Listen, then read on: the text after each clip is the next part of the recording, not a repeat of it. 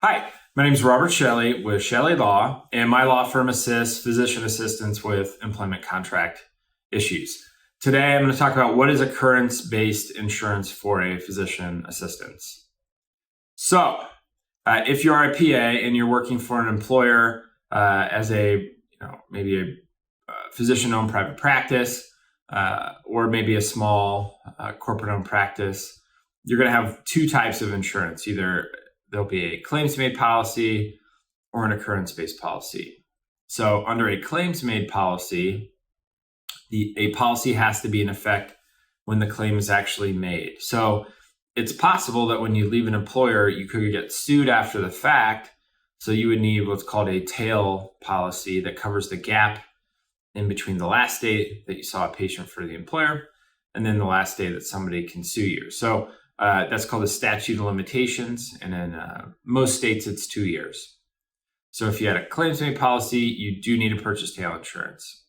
Now, this video is about occurrence-based policy, and an occurrence-based policy simply means a policy has to be in effect when the malpractice actually occurs. So if you have an occurrence-based policy, you do not need tail insurance. You are covered indefinitely. Now, whether the employer offers claims-made or an occurrence-based policy is going to be up to the employer.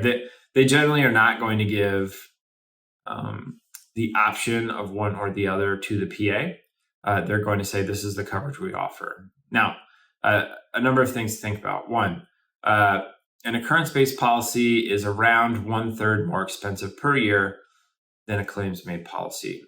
Whereas with the claims-made policy, as I said before, you have to purchase tail insurance, and tail cost is usually about twice what your annual premium is. The annual premium is simply how much it costs to insure you on a yearly basis. So most employers will use claims-made insurance because it's 1/3 less, and then they'll also shift the responsibility to pay for tail insurance onto the PA. So they not only pay less per year, but then they don't pay that big chunk on the end either. If the employer offers occurrence-based and they're paying for it, I mean, it's a no-brainer. Obviously, you need to go for that. It's just, one headache that the PA doesn't have to worry about. Now, if you work for a big hospital-owned network or just a hospital, most of them nowadays are self-insured, and almost none of them utilize claims-made coverage, or if they do, they'll almost always cover the tail costs for the physician assistant. So really the only times you have to worry about paying for tail insurance is if you were to work for like a smaller physician-owned practice and then they were to shift the burden onto the physician assistant. Now, if you do have a claims-made policy and you ask the employer to cover the cost, they say no, one effective tool would be to ask them to forgive a portion of that cost over time. So for instance, let's say you have a 3-year initial term when you sign your contract. You could say, all right, for every year that I'm employed, you would forgive 1/3 of the amount of whatever the tail cost is. And so after the 3-year initial term, the employer would pay for the rest of the tail insurance. Now, as far as the underlying premium go, with the occurrence policy being 1/3 more expensive than claims made, that's something that the employer will always pay for.